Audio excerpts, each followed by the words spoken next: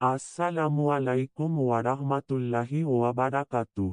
আজকে আমরা জানব মধুর সম্পর্কিত কোরআন ও হাদিসে যে সমস্ত উপকারের কথা বলা হয়েছে সেই সম্বন্ধে।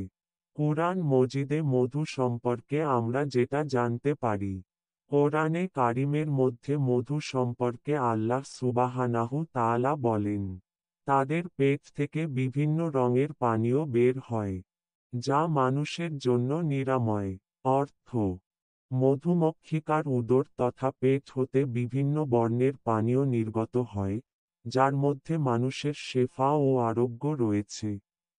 সূরা নাহল ৬৯ নম্বর আয়াতের অংশ বিশেষ। অন্যত্র আল্লাহ তাআলা ইরশাদ করেছেন, এবং আপনার পালনকর্তা মৌমাছিদের প্রতি প্রত্যাদেশ করেছেন, তোমরা পাহাড়ে, গাছে এবং যা তারা খাড়া করে তাতে ঘর নাও। তারপর সমস্ত ফল খাও এবং তোমার পালনকর্তাদের পথে অনুগত হয়ে চলো। তাদের উদর থেকে বিভিন্ন রঙের পানীয় বের হয়, যাতে মানুষের জন্য নিরাময় রয়েছে। এতে চিন্তাশীল সম্প্রদায়ের জন্য নিদর্শন রয়েছে।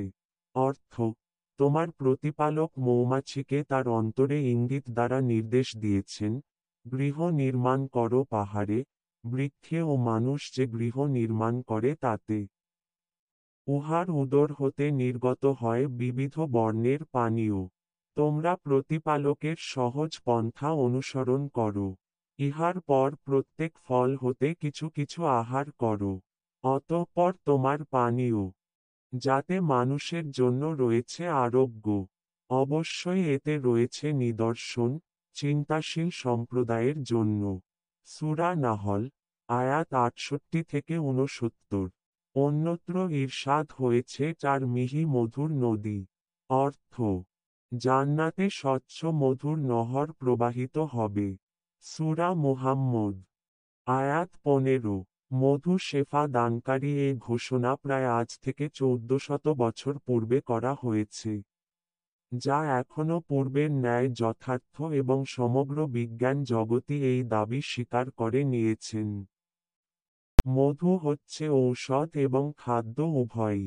আর এই সুস্বাদু খাদ্যটি ছোট বড় প্রত্যেক দেশের এবং সকল পর্যায়ের মানুষই অত্যন্ত আগ্রহ সহকারে ব্যবহার করে থাকে। কেনই বা করবে না? এটা তো বিররে এলাহি এ তিব্বে নব্বী অর্থাৎ আল্লাহ প্রদত্ত চিকিৎসা ও নবী করিম সাল্লাল্লাহু আলাইহি ওয়াসাল্লাম এর বিধানের অন্তর্ভুক্ত। আবহমান কাল হতে মধু ঔষধরূপে ব্যবহার হয়ে আসছে। ইহা মানবদেহের জন্য অত্যন্ত উপকারী ও সর্বরোগ বিনাশক ঔষধ এবং উপাদেয় খাদ্যও বটে। মধু এত উপকারী যাতে মানব সমাজ মধুর ব্যবহার ভুলে না যায়। সেই জন্য কুরআন মজিদে মধুর গুণের বর্ণনা সহ সূরা নাহল, মধু মক্ষিকা, নাজিল হয়েছে। মধু মানবের দৈহিক রোগের ঔষধ বলে কুরআন মজিদে বিশেষভাবে উল্লেখ করা হয়েছে। ইহা মধুর বিশেষ গুণের প্রমাণ। মধু সম্বন্ধে আল্লাহ তাআলা বলেছেন যে, এবং তোমার প্রতিপালক মধু মক্ষিকাকে প্রত্যাদেশ করেছেন যে, পর্বতমালায় ও বৃক্ষসমূহে এবং উচ্চ স্থানে মধু চক্র নির্মাণ কর। এদের উদর হতে বিবিধ বর্ণ বিশিষ্ট পানীয় নির্গত হয়ে থাকে। তন্মধ্যে মানব সমাজের জন্য ঔষধ রয়েছে। উপরিউক্ত আয়াতসমূহে আল্লাহ তাআলা এই ঔষধ সৃষ্টি করেছেন।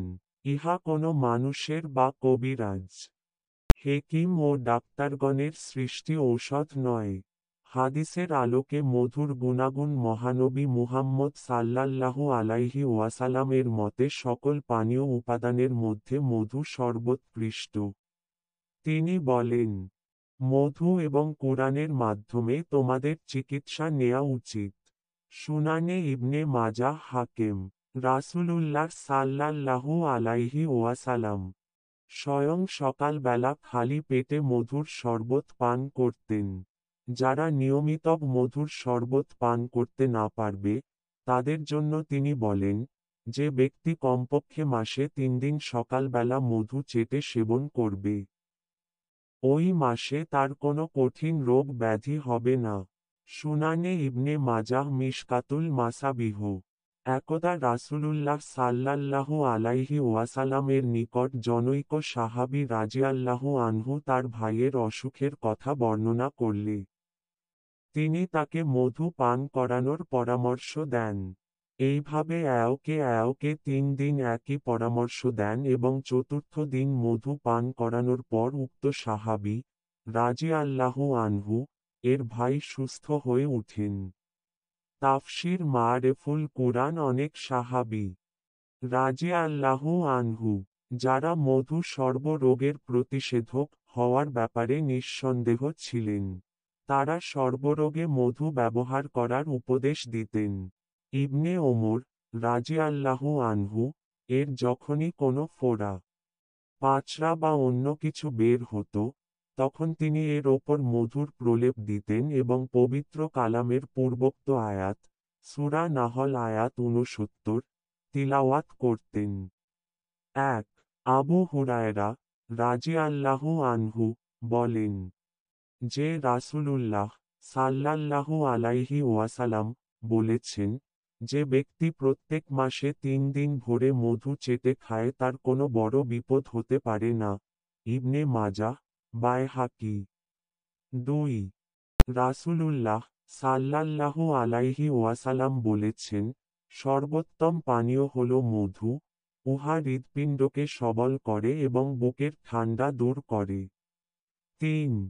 মুহাম্মদ সাল্লাল্লাহু আলাইহি ওয়াসাল্লাম বলেছেন, যে কেহ আরোগ্য কামনা করে, তার ভোরের নাস্তা হিসাবে পানি মিশ্রিত মধু পান করা উচিত। ৪.